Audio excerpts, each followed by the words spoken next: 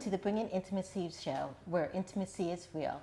Well, today what we're talking about is love and money, financial intimacy. And as you know, many couples struggles with this. And in fact, it's one of the main reasons why couples break up and get divorced. And so today, I have a financial expert, a good friend of mine, one of my sorority sisters, Michele Edwards-Collie. And she is the president and founder of the King's Daughter LLC. She's a vice president and a community development banker for Citibank National Bank of Florida. She's spent over 20 years helping over 1,000 families achieve their dream home, their desires, their ownership. And she's also taken time to learn various aspects of budgeting and basic principles that lead to wealth. She's also studied the biblical truth of God's plan for our financial inheritance, including tithing and prosperity. And her calling is to empower the sons and daughters here on this earth of the King to grow spiritually, emotionally, and financially, to move from poverty to prosperity. She's an author, a trainer, a motivational speaker, a workshop facilitator, and a financial coach. Welcome, Michele. How are you doing? I'm doing great, thank you, April. Yes. And so, can you share with our audience your journey from being, getting into the financial field, from being a financial coach, a motivational speaker? Yes. So, basically, I've always been in banking since I was in college, and just worked my way up within the bank. However, I found that so many people in the community didn't understand the basics of budgeting, even balancing their checkbook. And so I started doing that in various women's conferences and churches, and that's how the King's Daughter was born. So it's just basically out of the belief that we are all daughters and sons of the King, and my goal is to have people move from poverty to prosperity. And poverty not necessarily meaning that they're homeless. Poverty means that, you're living paycheck to paycheck. You don't have a savings plan.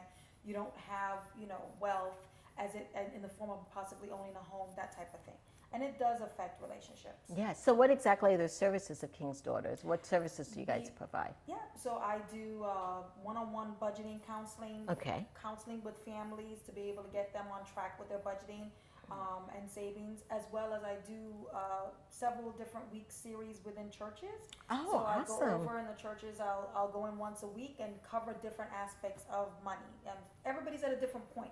Some people have savings, but they haven't thought about investing. Right. And then some people want to start a business, but they haven't thought about saving towards business. Yes. So it's things like that I go in and work with various churches and their members. Right, definitely. And how did you decide to tie money and God together? Because that's like sometimes. It wasn't even my decision; it was more his. Okay, awesome. awesome. Saying, you have to. I started just really practicing different things that are in the Bible about tithing and the principles of prosperity. And in doing that, I realized that I needed to share that information with other people. Okay. So, I started looking up what are different scriptures that tell us about our finances. Right. Like the Bible says you're not supposed to co-sign with anyone on a loan. That's in Proverbs. So, what are we doing to try to make sure that each person is learning that? Definitely. And so, in the sense of telling other people about it, you've also written books. Yes. So my books are actually not so much on, there's one of my books that's on finances. Okay, what's the name of that one? That one is How Many Eggs Are in Your Basket. So Okay. that's really about not necessarily the eggs of money per se, but the various eggs that you can have of income. Okay, So yes. is your Sources of income. Right, sources of income. So multiple sources of income. We want to make sure that, and that's actually co-authored with a friend of mine, Deborah Johnson King. So the two of us wrote the book on various ways of having multiple streams of income and things that people don't necessarily think about. You can buy, items for cheap and sell them on eBay, something that's not necessarily taking you out of the home. People think they got to have 2 and 3 jobs, Right. but you can have just 2 and 3 various sources of income. So that particular book is on finances. My first book was actually it was a collaborative with 20 other authors, and it's called No Glory Without a Story. And in that book, I talk about overcoming depression and the incident that I had. So that's that book, and then I'm working on my third one now. And what's your third book? The third one is probably the hardest one to get out because it's called In Spite Of. Oh, so it's just really? everything that I've gone through. And coming out in spite of. Awesome, yes. So as you know, this show is about intimacy. How do you define intimacy? So intimacy to me is being completely naked, and not naked as in clothes off, but more being able to show that other person exactly who you are. Being able to tell them everything and they know exactly all about you and love you unconditionally. And Yes. then that emotional nakedness leads to the physical part of it, of intimacy. Right, right. And I like how you put it's that nakedness. And through that nakedness, we can connect on an intellectual level. Yes. You know, emotional level, Yes. a spiritual level, a variety of different levels. Yes. Yes, yes. And sometimes that is definitely necessary. And especially as we go back and we're talking about financial intimacy, Yes. Yes. it's also that openness. Yes, it is. It's the nakedness of this is what my finances look like. Right. You know, it may not look as good as I portray because you see me in my car and how my home looks, but deep down I'm in debt trying to, keep my head above water. So when you meet that person, you may not be able to see right away they got a 500 credit score. Right. But you start dating them and then you've got, different financial goals than they do. And then how do you make that blend and mesh together? Right. And it can be hard. Yes, it can be hard. And so I'm just thinking as you're mentioning that, and we're starting to talk about when people are dating, when exactly do you even bring that topic up? Definitely not the first date. Not the first date. Yes. I wouldn't recommend that. But at some point when things start getting a little bit serious, and then even as somebody looking in, before you even have that conversation, you start to recognize maybe financial traits that other person has. So, if you're going out to dinner and let's say the person, is pulling through cards and trying to figure out which one to pay with because maybe, Right. they're having some kind of financial difficulties, or they don't want to answer their phone because maybe there's a bill collector that's calling, that type of thing. So you just kind of pick up on certain things that may be happening with them financially. But I do recommend that at some point there needs to be conversation, whether that's, several months into the relationship. It all depends on how quickly you're moving. But I do feel that that's something, if the other person's not going to talk about it, you have to bring it up so that you're understanding where they are financially before you start to mesh everything financially together. Right. But I even have seen couples who are engaged and they're like, oh no, I can't even talk about finances. Oh no, how can you be engaged Yeah, when you yes. haven't even discussed it? Yes. So, you have to understand what the other person's goals are. So no, before engagement, Okay. Yes. probably a couple of dates in. If you've been dating a whole year and you haven't had that discussion, Right. well, now's the time. You Yes. should probably sit down and ask and say, what's going on? I think we need to talk about our money, our own relationship with money, because everybody grew up differently. Some people might have grown up with parents that told them save, save, save, and then you end up dating a spender, and that can be an issue. Definitely, yes. Well, we're going to take a short break, and when we come back, we're going to talk about certain kind of money issues that couples have and how to overcome them.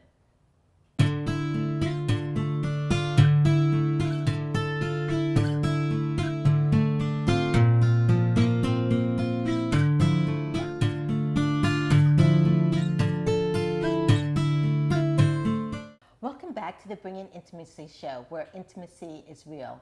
And today we've been talking about financial intimacy because finances is something that sometimes destroys a relationship and that kind of stuff. And so we have an expert, Michele Edwards, and she was talking about just before the break, sometimes you're with a person, maybe you're a saver, and this person actually spends a lot of money. Yes.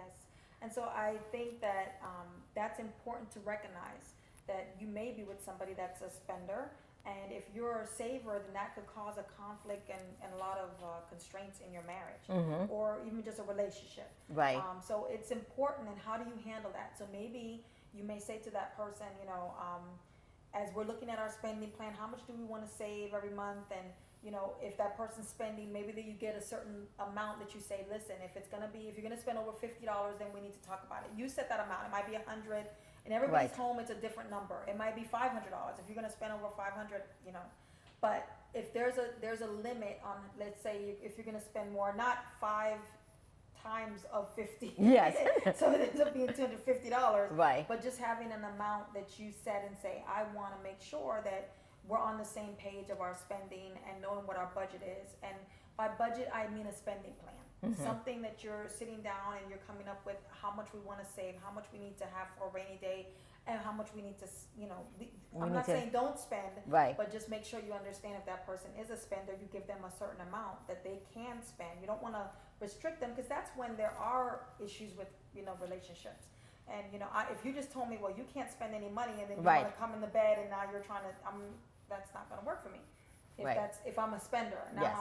I'm having, regrets, and I'm upset, and then that leads to other frustrations in the relationship. Right. You mentioned earlier how we many times spend money the way we see our parents. It comes from that. And so as we've been using this word spender, some of us may not even know what we are. Right, that's true. Oh, that's important. No, Yeah, it is, yes, it yes. is. We may have, 150 shoes, and we may not think we're a spender. Oh, is that not? Okay. Just in case, because I have shoes. No, I'm just. They're all black. Yes. So, yes. How do you know? I think that as you have that open communication with your partner, Right. then that you need to be clear with what you feel you're doing. And if that person says to you, well, but you've gone out every weekend and you're spending $150, $200 on a credit card, your credit cards are all up to the limit. Right. You have, nothing in the bank. You're living paycheck to paycheck, but you're bringing in more and more clothes, and whether it be Right. clothes or whatever it is. It could be technology. It could be, I want to go out and get the brand new iPhone. Everybody has different tolerances, so I think it's important to understand what that tolerance is. And then for you to recognize whether you're a spender or not, it goes by, look through your bank statement. Right. If I want to see where somebody's love, for a better word, is, you can look at their bank statement. If they're Okay. constantly going out eating, because it's not necessarily spending on something, on clothes or furniture or something material. It could just be going out to eat 5 times a week, and yes. or going to a concert every weekend, and that concert's $60, and you need an outfit for the concert, you need new shoes, you need your hair done. So all of those things add up. So it's where your priorities, and those priorities can be seen on your bank statement. If you just review your bank statement and go through with a couple different color highlighters, you'll see exactly where you're spending your money. Okay. And doing that together as a couple, especially if you're living together. If you're living together, and let's say you're not married but you are living together, Right. then that's cause for concern if neither of you are discussing the finances. Right. Definitely. And so, even in the sense of living together, when do you think people should merge their finances? I know I have many couples who say, well, we put it all in one account, or no, he has his account, I have my account. So, and that's a preference. So Okay. I would say that that I've seen a lot of different couples that you probably have. So I've seen some couples that have they have a joint account where all the bills are paid from, and they choose an amount that will go from both of their paychecks into that account, and then they pay their bills from that account. They set up their spending plan, and then they each have their individual accounts. So let's say I wanted to buy my husband, my spouse, a present. He doesn't Right. necessarily have to know, because it's not coming out of our joint account.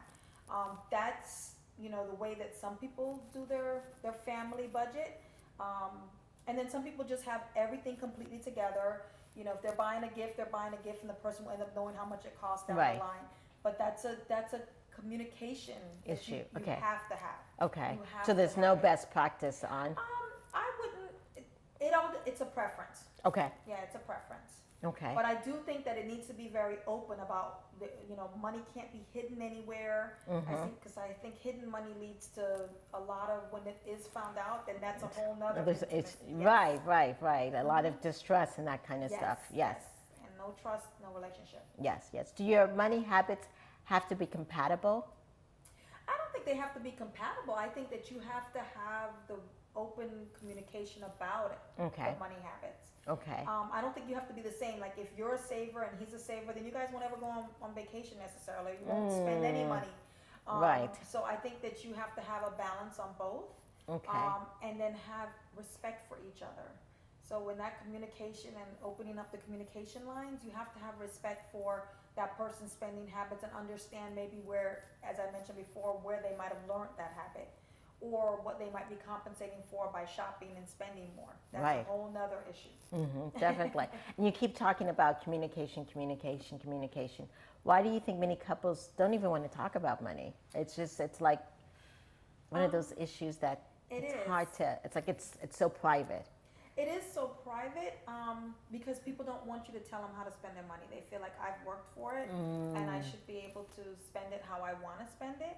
But Okay. I think that in a marriage or a relationship, you do have to.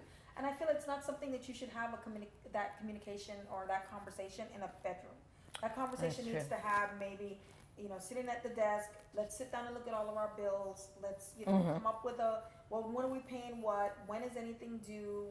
How much am I putting in? Because that's another thing that goes into play. If you have somebody that makes more than the Right. other person, how do you're putting in all of this and the other person's not putting in anything or Right. a very small amount, then you end up with resentment. Right. So there needs to be open communication, possibly sitting at a table in an open area where you're comfortable with what's going on versus having that conversation when you guys are just about to go to bed. Right, definitely. And I like how you put that. It's important to have those money conversations at a time where you're not stressed, Yes. where you can focus and, and you Yes. set meeting and that kind of stuff. And I actually recommend money meetings, like meaning that, whether you do it twice a month when you get paid or once a month once you sit down, and look at everything and figure out where we are, you have to, there has to be what I call financial check-ins. Right, definitely. So we're going to take a small break, but we're going to get some more tips from Michele about financial intimacy.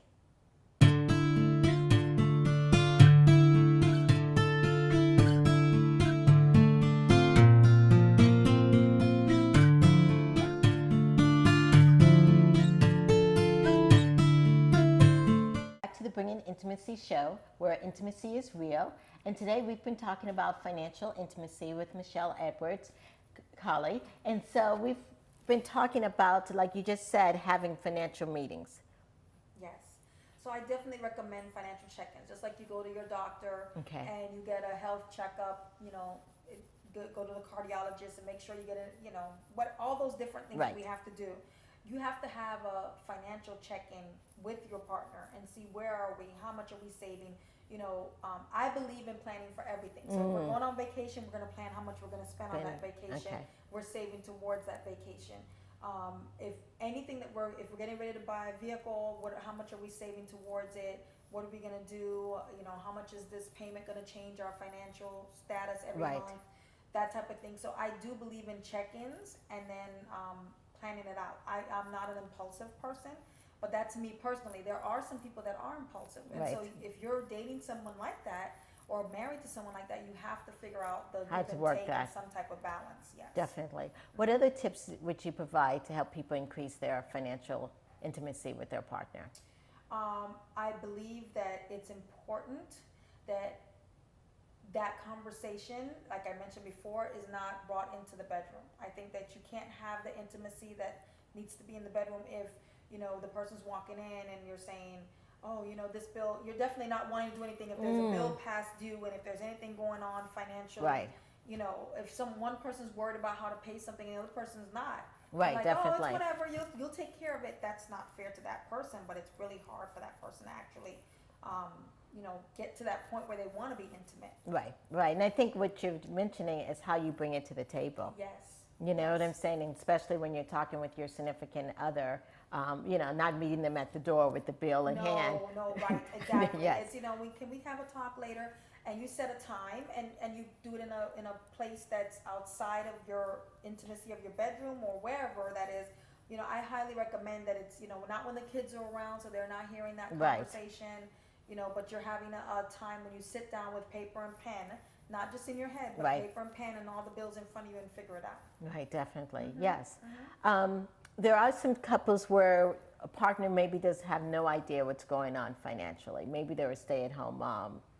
And I feel even the stay-at-home mom should know what's going on because I've seen couples where, God forbid the other person passes away and Right. they don't even know, I don't know where the mortgage is. I don't know how much the mortgage is. He did everything.